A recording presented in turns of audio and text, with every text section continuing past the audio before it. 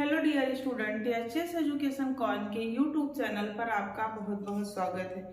आज हम जिस टॉपिक पर चर्चा करने वाले हैं वह हमारा क्या होगा, तो रेशम ही होगा। रेशम का ये लास्ट वीडियो होगा और आज हमारा रेशम कंप्लीट हो जाएगा, जिसमें हमने आपको रेशम की उत्पादन प्रक्रिया तक बता दिया है। आज हम जो डिस्कस करने वाले हैं वो क्या होगा, तो रेशम की विशेषताएं। तो आइए देर न करते हुए हम पढ़ते हैं रेशम की विशेषताएं। रेशम की विशेषताएं।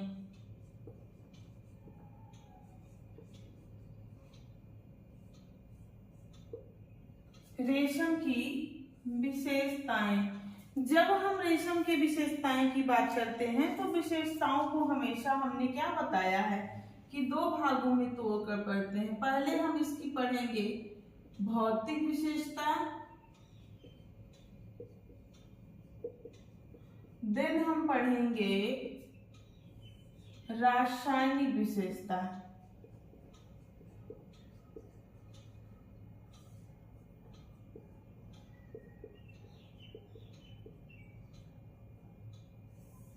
तो अब हम जानेंगे सबसे पहले भौतिक विशेषता।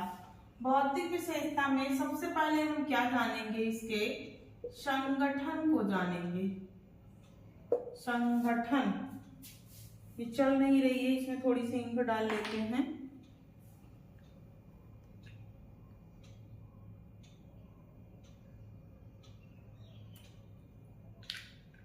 क्या जानेंगे, संगठन। जब हम इसके संगठन की बात करते हैं तो इसमें क्या क्या पाया जाता है, कार्बन पाया जाता है, हाइड्रोजन पाया जाता है, ऑक्सीजन पाया जाता है और नाइट्रोजन पाया जाता है। तो संगठन में क्या क्या पाया जाता है, संगठन में कार्बन,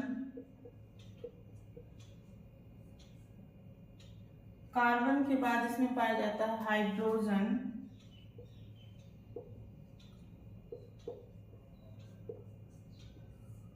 हाइड्रोजन के बाद ऑक्सीजन और नाइट्रोजन। अगर हम इसमें कार्बन की बात करें कि कार्बन कितना परसेंट पाया जाता है, तो कार्बन 15, हाइड्रोजन 23, ऑक्सीजन 6 और नाइट्रोजन 5। इसमें हम प्रोटीन की अगर बात करें कि कौन सी प्रोटीन पाई जाती है, तो आप लोग को पहले से भी पता है, इसमें फाइब्रिन प्रोटीन होती है। फाइब्रिन या फाइब्राइन ऐसे भी लिखा रहता है, फाइब्राइन, दोनों सही है। और कितने परसेंट की पाई जाती है, तो लगभग 80% तक पाई जाती है। उसके बाद हम गोंद की बात करते हैं। गोंद, तो कौन सी गोंद पाई जाती है, सेल्सिन, सेल्सिन गोंद कितना परसेंट पाई जाती है, लगभग 20% तक पाई जाती है। कितना पाई जाती है, 20% तक पाई जाती है। अब हम आगे इसमें जानेंगे गोंद के बाद इसकी लंबाई। लंबाई में कितना लंबा रेशा होता है, तो लगभग 3500 से लेकर के 4500 फीट में होता है। अगर हम इसके मीटर की बात करें तो 300 मीटर से लेकर के 1800 मीटर तक होता है। और वहीं पर अगर हम इसके गज की बात करें तो 1000 गज लंबाई इसकी होती है। उसके बाद प्रत्यास्थता, इसमें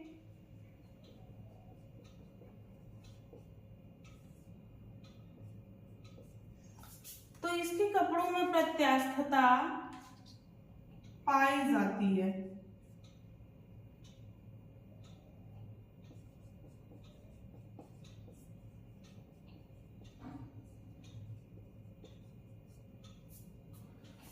प्रतिस्कंदता की बात करें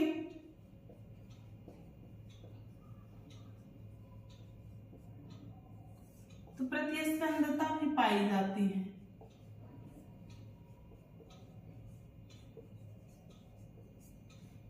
या ऐसे भी लिख सकते हैं प्रत्यास्थता हाँ, प्रतिस्पंदता हाँ, दोनों चीजें पाई जाती हैं।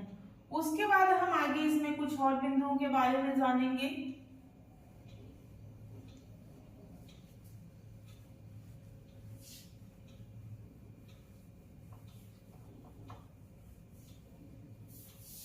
फिर इसमें हम जानेंगे तनाव सामर्थ्य। तनाव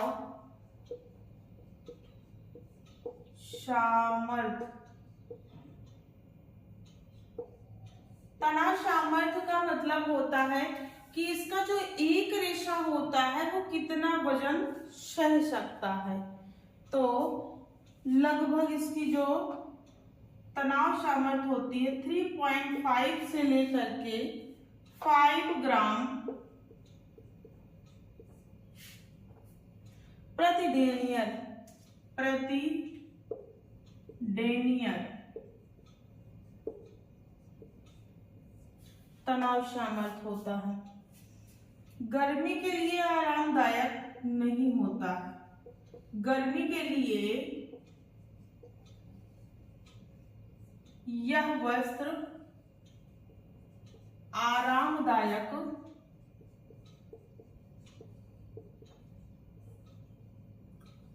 नहीं होता। तो गर्मी के लिए जब यह हमारा वस्त्र आरामदायक नहीं है तो ताप का कैसा होगा? ताप का कुचालक, ताप का कुचालक होता है। अगर हम इसके व्यास की बात करें, व्यास इसका कितना होता है? तो 9 से 11 माइक्रोन। माइक्रोन का सिंबल ऐसे होता है, 9 से 11 माइक्रोन। इसके अगर हम संरचना की बात करें कि अगर इसको हम माइक्रोस्कोपिक टेस्ट से देखते हैं तो कैसे दिखाई देता है, तो दोहरे रेशे के समान, दोहरे रेशे के समान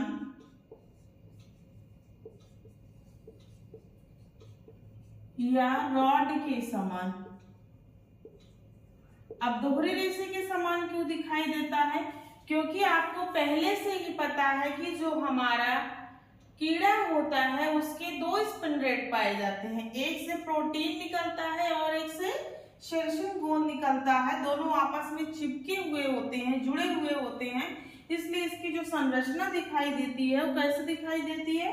दोहरे रेशे के समान दिखाई देती है। और किनारे पर इसके कैसे दिखता है? तो अगर इसके किनारे पे बात करते हैं, किनारा इसका त्रिकोण दिखता है सेल्शियम का, इधर मतलब रेशम का किनारा कैसे दिखता है? तो किनारे इसके त्रिकोण दिखते हैं। आगे बात करेंगे इसमें कुछ और, जैसे फफूंद का, कीड़े का क्या प्रभाव होता है,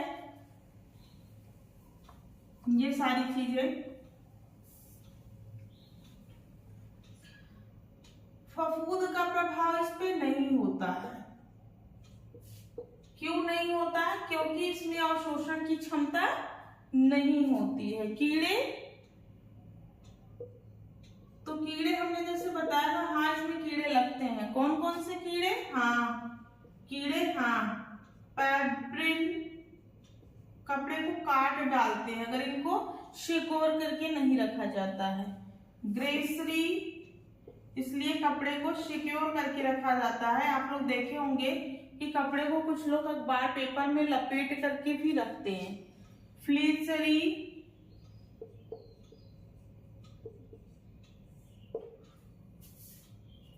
मैटिन, ये सारे कीड़े क्या करते हैं? हमारे कपड़े को प्रभावित करने का कार्य करते हैं। माइक्रोस्कोपिक जब टेस्ट की बात करते हैं तो माइक्रोस्कोप से देखते हैं तो दोहरे रेशे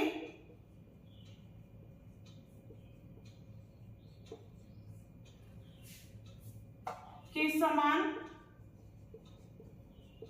त्रिकोण समान क्या होता है, हमको इस प्रकार से इसका रेशा दिखाई देता है। धुलाई एवं रख रखाव कैसे करते हैं इसका, धुलाई एवं रख रखाव, तो हमेशा इसके लिए जो धुलाई हम करते हैं, कौन सी धुलाई, शुष्क धुलाई।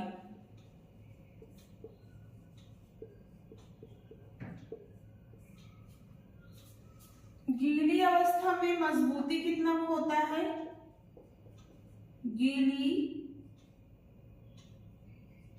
अवस्था में मजबूती, तो गीली अवस्था में इसकी मजबूती मतलब कमजोर हो जाता है लगभग 20%। कितना, 20%। चमक के लिए क्या प्रयोग करते हैं, चमक के लिए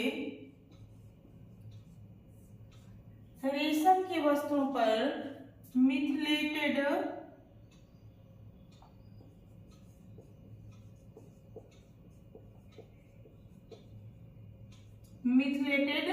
स्प्रिट का प्रयोग करते हैं। चमक के लिए किसका प्रयोग किया जाता है, मिथिलेटेड स्प्रिट का प्रयोग करते हैं। और इसमें बात करते हैं इसके विशिष्ट गुरुत्व की, विशिष्ट,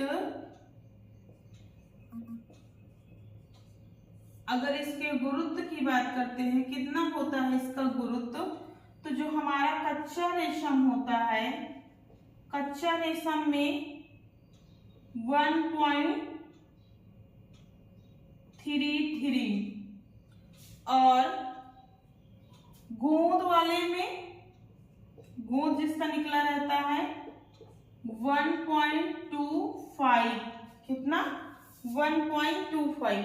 अगर इसके हम घनत्व की बात करते हैं, डेंसिटी की, तो घनत्व जो इसका होता है वो होता है कच्चे रेशम में 1.30 से लेकर के 1.37 इसका घनत्व होता है।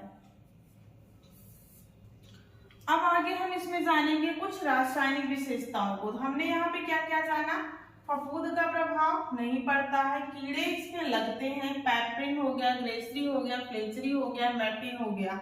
माइक्रोस्कोपिक जब इसको टेस्ट से देखते हैं तो दोहरे रेशे के समान, रॉड के समान त्रिकोण दिखाई देता है। धुलाई और रख रखाव में शुष्क धुलाई करते हैं। गीली अवस्था में अपनी कितने मजबूती खो देता है, तो लगभग 20% खो देता है। चमक के लिए मिथिलेटेड स्प्रिट का प्रयोग करते हैं। अगर इसके हम गुरुत्व की बात करें, ग्रेविटी टेस्ट अगर इसका करते हैं कितना होता है, तो कच्चे रेशम का 1.33 और गोंद निकले रेशम का 1.25 होता है। वहीं इसकी अगर हम डेंसिटी की बात करते हैं, घनत्व की बात करते हैं, तो कितना होता है 1.30 से लेकर के 1.37 तक होता है। अब हम बात करेंगे इसकी रासायनिक विशेषताओं की।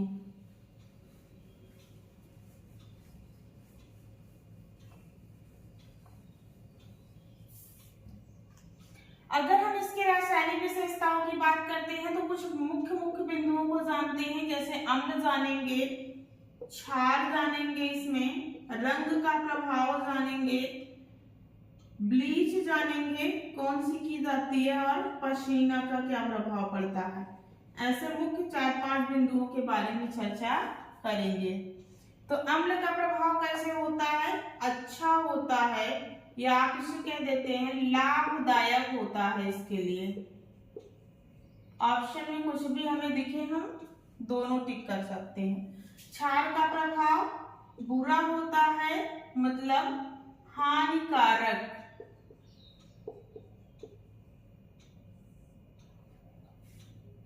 रंग पक्का करने के लिए, तो पक्का रंग इसमें आराम से चढ़ जाता है। जैसे नमक के लिए, जैसे हम कॉटन के कपड़े में किसी सॉल्वेंट का प्रयोग करते हैं, जैसे नमक हो गया, फिटकरी हो गया, पर यहाँ पर जो है हमारा जो है कलर आसानी से इस रेशे पर चढ़ जाता है। ब्लीच की अगर हम बात करें तो हाइड्रोजन पराऑक्साइड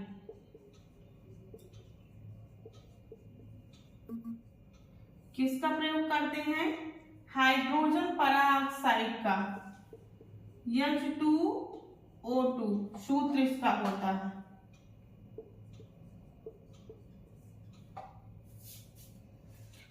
पसीना का हानिकारक प्रभाव पड़ता है। क्या होता है? पसीने से वस्त्रों में पीलापन आ जाता है।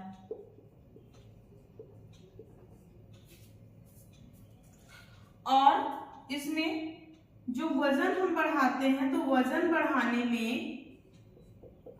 कुछ जो है धातुओं का प्रयोग किया जाता है, जिसे क्या कहते हैं? जैसे स्टेनिक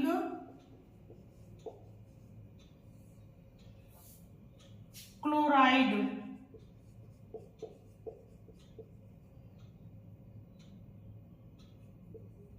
स्टेनिक क्लोराइड का प्रयोग करते हैं। और लौह चूर्ण मतलब आयरन सॉल्ट, किसमें? बेइंग प्रोसेस के लिए।